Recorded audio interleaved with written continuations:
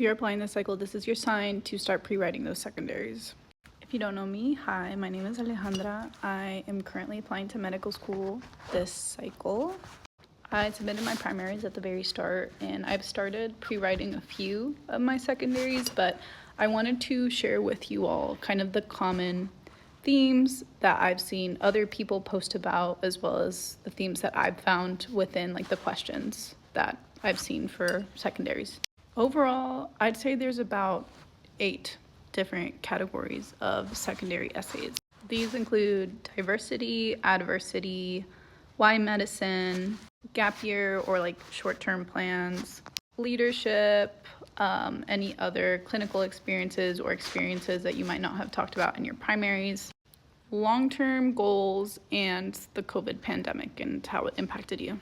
So what I've started doing is just brainstorming some ideas of how I want to respond these questions and stories that I want to include when I'm answering these questions, or even like lessons learned from these. So what I've done is I've watched a ton of YouTube videos on these like different essay categories, and I've made this document of general secondary questions that I'm going to share with you all. It's linked in my bio. You can get it for free. I'm not charging for this, absolutely not.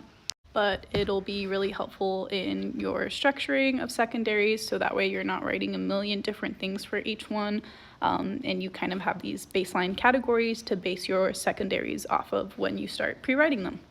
But yeah, I just wanted to share that with you all. I'm not an expert. I'm applying this cycle, so by no means take this as like the gold standard.